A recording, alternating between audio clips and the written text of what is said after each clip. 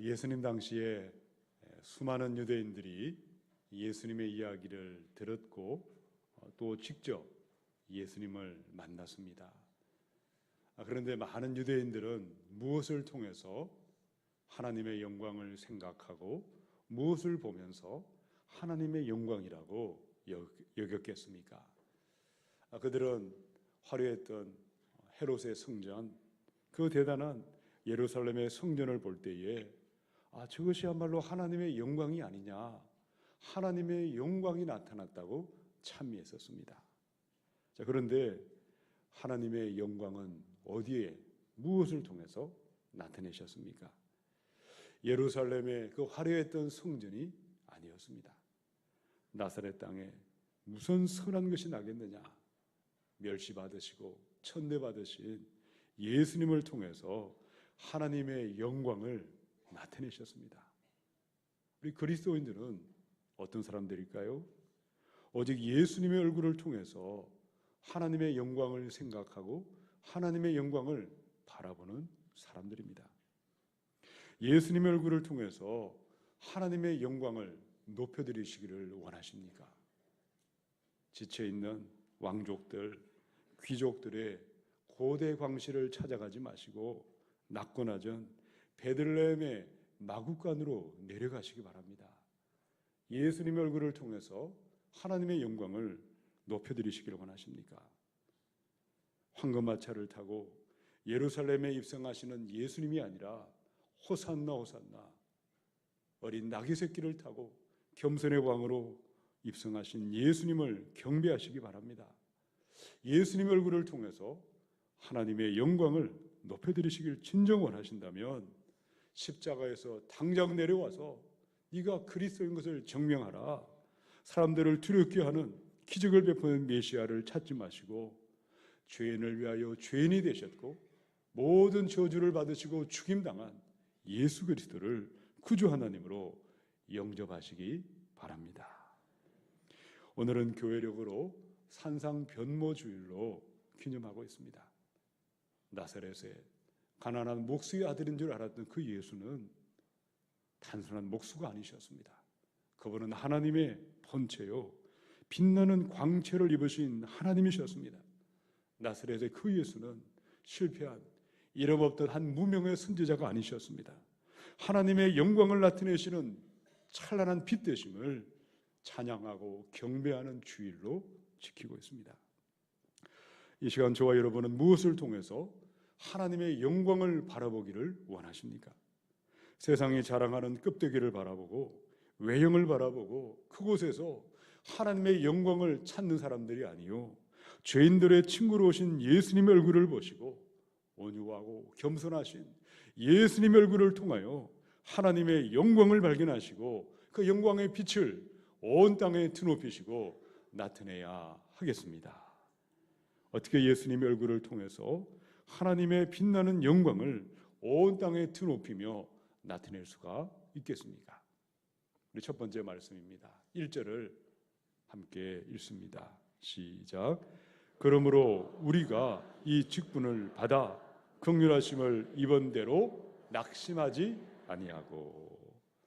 고린도 교회에 보낸 편지를 읽고 있습니다. 교회마다 이 땅의 교회의 모습은 어떠합니까?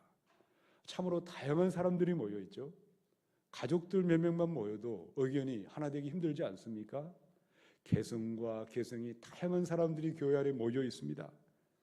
다툼과 분쟁은 일어날 수밖에 없습니다. 그런데 고린도 교회는 문제가 심각했습니다.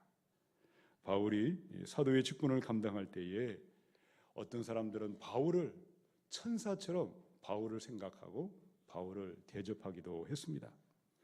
그런데 또 어떤 무리들이 나타났을까요? 바울을 욕하고 비방하고 사사건건 트집을 잡았습니다. 바울은 돈을 밝히는 자다, 바울은 진실함이 없는 자다, 수많은 거짓말을 만들어냈고 퍼뜨리고 다녔습니다. 가장 최악의 비방은 무엇이었습니까? 바울은 사도가 아니다, 바울은 가짜다, 거짓의 사도다. 사도라는 직분 자체를 흔들어댔고 공격하고 비방을 했습니다. 사명을 감당할 때에, 직분을 감당할 때에 악한 자들의 비난과 비방과 비판은 지금도 예외가 없습니다. 무엇이 우리의 마음을 힘들게 합니까? 무엇 때문에 우리가 주의 일을 하다가 낙심하고 포기하고 힘들어하는 것입니까? 일이 힘들어서 힘든 것은 별로 없습니다. 돈이 없어 힘든 것도 아니고 몸이 아프다고 힘든 것도 아닙니다. 이해받지 못할 때, 신뢰받지 못하고 오해받고 있을 때에, 악한 자들의 비난과 비판과 비방이 점점 커져갈 때에 자기도 모르게 우리는 힘이 빠지고 낙심하고 포기하고 마는 것입니다. 그런데 바울은 어땠을까요? 악한 자들의 비난과 비판과 비방이 있음에도 불구하고 바울은 낙심하지 아니했습니다. 포기하지 아니했습니다. 이유가 무엇이라고 말했습니까? 1절을 새번역 성경은 이렇게 번역해 두었습니다.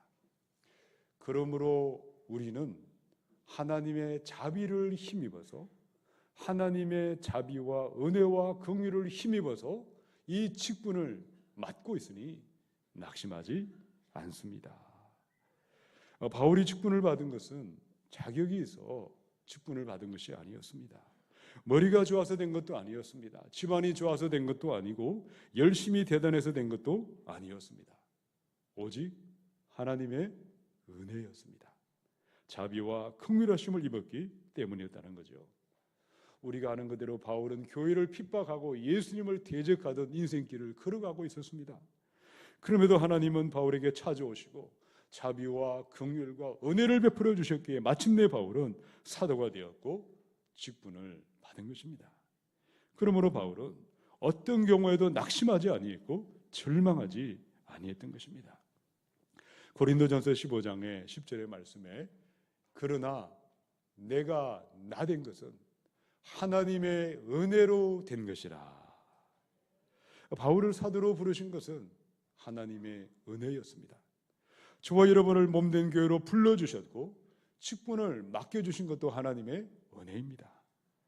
내가 자격이 있어 직분 받은 사람은 한 사람도 없습니다. 내가 자격이 있어서 직분을 감당할 수 있는 사람도 한 사람도 없습니다. 오직 하나님의 은혜에 있습니다. 나는 주의 은혜로 목사가 되고 장로와 권사와 집사와 거룩한 성도의 직분을 받았다는 것입니다. 그 사실을 기억하시고 그 사실을 기뻐하시고 그 사실을 감사하십시다. 하나님 그들을 통해서 예수님의 얼굴에 빛나는 하나님의 영광의 광채를 온 땅에 충만하게 나타내게 하실 줄로 믿습니다. 2절에 있는 말씀을 읽어보겠습니다. 시작. 이에 숨은 부끄러움의 일을 버리고 속임으로 행하지 아니하며 하나님의 말씀을 혼잡하게 하지 아니하고 오직 진리를 나타내므로 하나님 앞에서 각 사람의 양심에 대하여 스스로 추천하노라. 교회 안에는 교인이라는 이름을 가진 많은 분들이 있습니다. 교회 안에서 직분도 받았습니다. 그러나 하나님의 은혜를 잊어버릴 때에, 하나님의 은혜가 사라지고 은혜를 망각할 때에 자신의 힘과 능력과 지식으로 일을 하기 시작할 때에 그럼 결과는 무엇일까요? 읽은 그대로 2절처럼 2절에 나타난 그 모습이 나타날 수밖에 없는 것입니다. 그들은 드러내지 못하는 창피스러운 일을 행할 수밖에 없습니다. 간교하게 일을 행할 수밖에 없는 것이요, 말씀을 혼잡하게 하고 비뚤어지게 전달하는 것이고 진리 대신 예수님을 높여드리지 않습니다. 오늘 은혜로 이 자리에 있는 저와 여러분의 모습은 어떠하십니까? 우리는 오직 은혜로 구원을 받았습니다. 하나님의 은혜에 의하여 아들이요 딸이 되었고 자녀됨의 권세를 받았습니다. 은혜로 거룩한 직분을 받았습니다. 내가 목회자인 것이 은혜입니다. 장로, 집사, 권사인 것이 은혜입니다. 그 마음을 기억하지 아니하고 망각하고 잊어버리고 헛되이 생각하면 이 고린도 교회에 나타났던 숨은 부끄러움의 일을 행하고 말씀을 혼잡하게 하고 속임으로 행하는, 예수님을 높이지 않고 자기를 드러내고 자기를 높이는 일들이 우리 안에 나타날 수밖에 없다는 것입니다. 그러므로 하나님의 은혜를 기억하십시다. 하나님 은혜를 기뻐하시고 감사하십시다. 그리할 때에 우리 한 분 한 분을 통하여 예수님 얼굴에 빛나는 하나님의 영광의 광채를 드러나게 하실 줄로 믿습니다. 어떻게 우리가 날마다 하나님의 은혜에 의지하여 이 직분을, 이 사명을 잘 감당하며 우리 주님의 영광만을 나타낼 수가 있겠습니까? 저를 따라서 선포하겠습니다. 날마다의 은혜를 사모하겠습니다. 오늘의 은혜를 사모하겠습니다. 여러분 1절에 보시면 주의 은혜를 힘입어 이 직분을 맡았다. 임직을 받을 때에 직분을 받을 첫날 다 하나님의 은혜 가운데 그 직분을 받았습니다. 그 감격이 얼마나 대단할까요? 얼마나 오래 갈까요? 1년, 2년 시간이 지나면 그날의 감격은 시들시들해지고 어느새 망각하고 잊어버리고 마는 것입니다. 매일매일 예수님은 새벽 미명에 일어나셔서 기도하시며 그날의 은혜를 받으시고 그 은혜에 의하여 귀한 직분과 사명을 감당하셨습니다. 저와 여러분도 마찬가지지 않겠습니까? 매일매일 첫 시간을 하나님 앞에 엎드려 기도할 때에 오늘의 은혜가, 하나님의 놀라운 은혜가 위로부터 임할 때에 그 성령의 능력을 의지하여 오늘의 은혜의 직분을 감당할 수 있고, 그리할 때 예수님의 얼굴에 빛나는 하나님의 영광을 온 땅에 나타나게 될 줄로 믿습니다. 오늘의 은혜를 사모하십시다. 오늘의 은혜가 우리의 가정 안에 임하고 내 삶에 임할 수 있도록 매일매일 첫 시간을 엎드려 구분하여 기도하시고 위로부터 임하는 오늘의 성령 은혜를 덧입으셔서 이의 귀한 직분과 사명을 바르게 감당하심으로 예수님의 얼굴을 통하여 하나님의 영광의 광채를 온 땅에 드러낼 수 있기를 축원합니다. 우리 두 번째 말씀입니다. 3절을 함께 읽습니다. 시작. 만일 우리의 복음이 가리었으면 망하는 자들에게 가려진 것이라. 바울은 고린도 교회 안에서 예수님과 십자가와 부활의 메시지만을 전파했습니다. 그런데 바울이 복음을 전했을 때에 그 중에는요, 일부 교인들은 복음이 가려져 있었다. 앞을 분간하지 못하는 맹인들처럼 복음을 들어도 깨닫지 못하고 복음을 전하던 바울을 비방하고 비판하고 대적했던 것입니다. 그때 바울의 편지가 3절에 기록되었습니다. 이런 바울이 어떻게 반응을 했습니까? 그들이 복음을 듣지 아니했을 때에 그 반대편에 있는 사람들의 환심을 사기 위해서 바울은 복음을 꾸미지 않았습니다.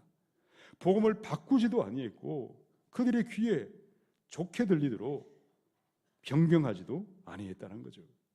십자가와 부활은 그 어떤 경우에도 바꿔질 수가 없고 변경하고 싶어도 변경할 수가 없는 것입니다. 그때 바울은 반대편에 있던 교인들을 향해서 무엇이라고 말했습니까?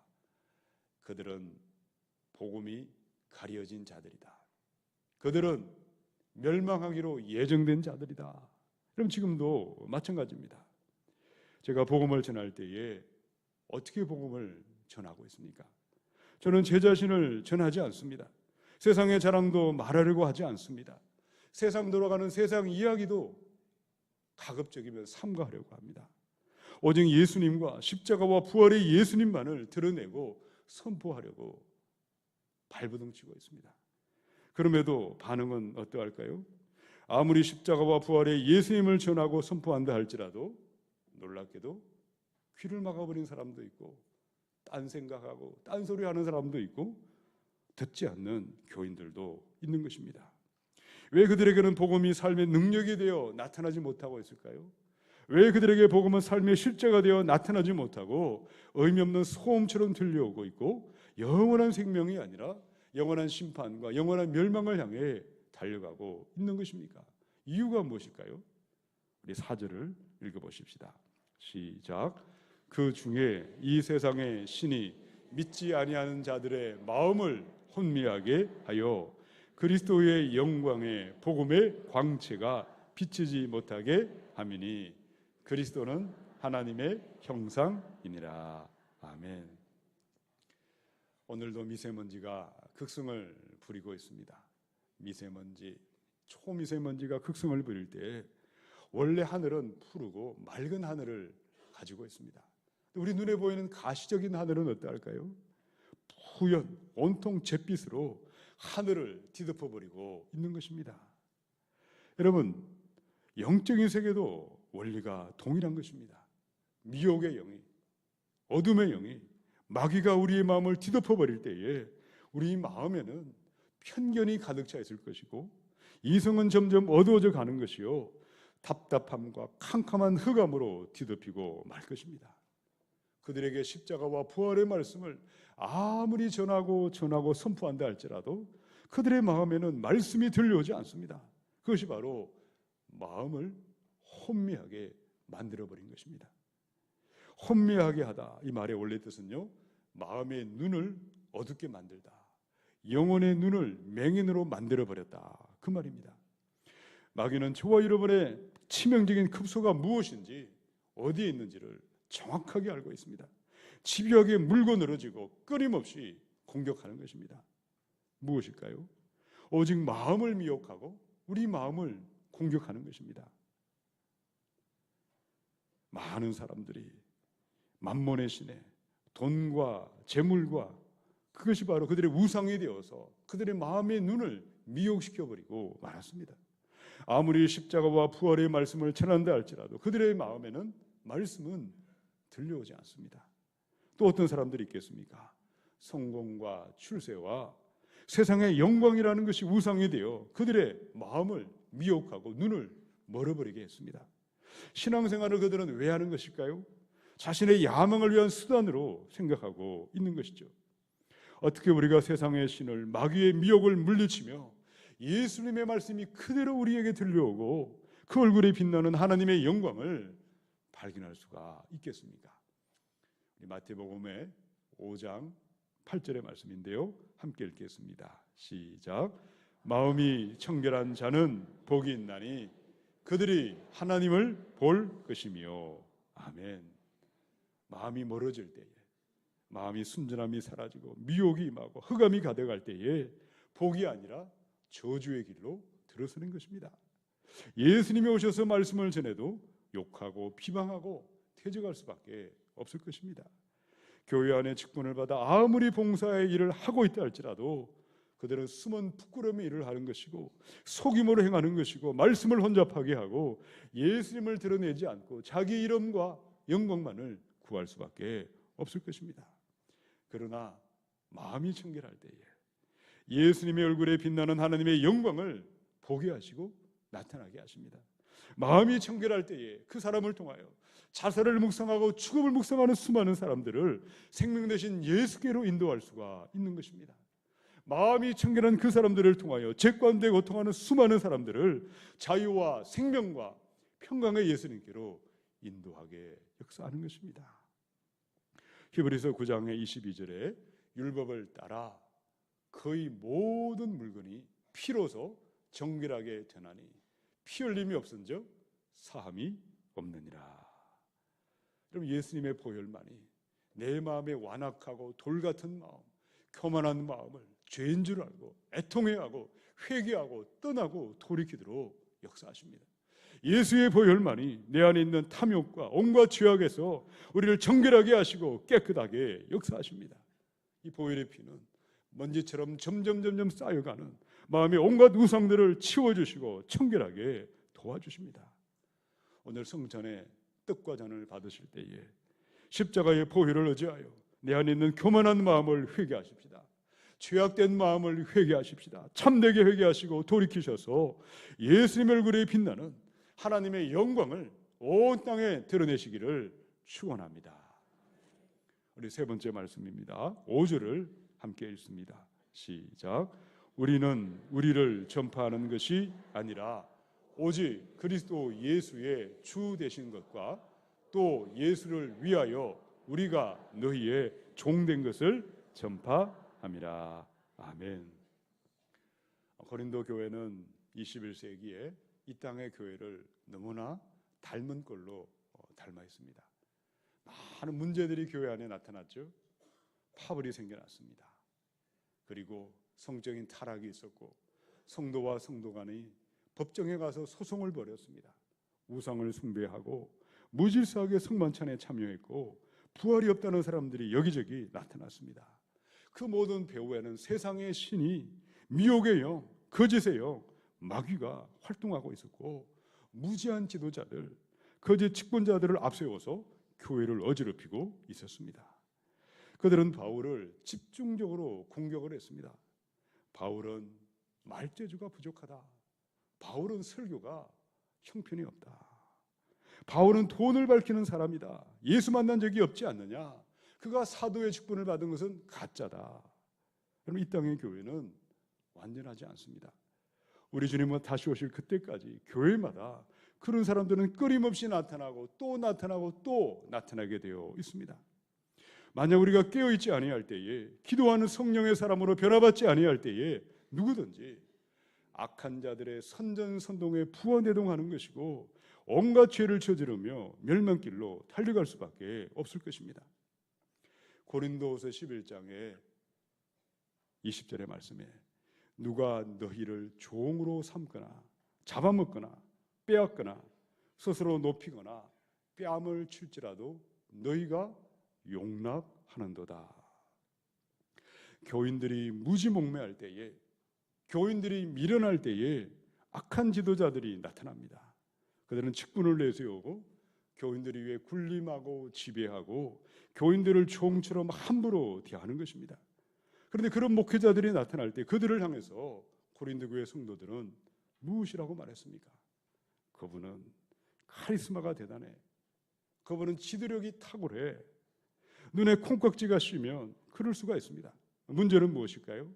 악한 목회자들과 악한 지도자들로 말미암아 그들은 예수님을 높이지 않습니다. 복음의 말씀을 온전히 선포하지 않습니다. 살아날 수 있는 사람을 죽음으로 몰아가는 것입니다. 건강한 사람까지 시름시름 영적으로 병들게 만들어버리고 맹인이 맹인을 인도하여 같이 지옥 심판으로 추락할 수밖에 없는 것입니다.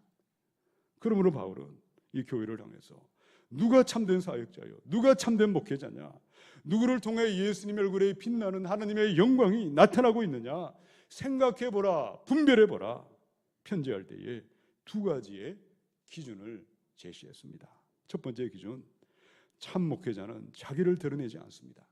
오직 예수님만을 높여드립니다. 두 번째 기준, 참 목회자는 교인을 종처럼 부려먹지 않습니다. 함부로 대하지 않습니다. 인격적으로 대하는 것이고 종의 마음, 종의 자세로 섬기며 봉사하는 것입니다. 저를 포함하여 자유교회 모든 목사님들, 모든 지도자들 오직 예수님의 영광만을 드러내시고 누구를 대하든지 예수님의 종이 되셔서 교회의 종의 자리로 내려가셔서 일하시고 봉사하셔야 하겠습니다. 어떻게 그 일을 감당할 수가 있겠습니까? 6절에 있는 말씀을 함께 읽겠습니다. 시작. 어두운 데에 빛이 비치라 말씀하셨던 그 하나님께서 예수 그리스도의 얼굴에 있는 하나님의 영광을 아는 빛을 우리 마음에 비추셨느니라. 아멘. 태초에 하나님은 말씀으로 천지를 창조하셨습니다. 말씀으로 빛을 창조하셨고 어두움이 사라지게 하셨습니다. 말씀으로 빛을 창조하시고 흑암을 물리치신 하나님, 지금도 말씀을 통하여 내 마음에 있는 어두움과 깊은 절망과 두려움이 하나님의 말씀이 비춰올 때에 사라지게 하고 떠나가게 하십니다. 믿음은 들음에서 나고 들음은 하나님의 말씀으로 말미암느니라. 누구든지 그의 마음에 말씀이 들려올 수 있다면, 하나님의 말씀을 듣고 순종할 수 있다면 성령님은 그 마음의 깊은 무지함과 두려움과 온갖 어두운 마음이 사라지게 하시고 떠나가게 하십니다. 말씀은 빛이 되어 우리 안에 죽음과 절망을 몰아낼 것입니다. 예수님의 얼굴에 빛나는 하나님의 영광된 삶으로 인도하실 줄로 믿습니다.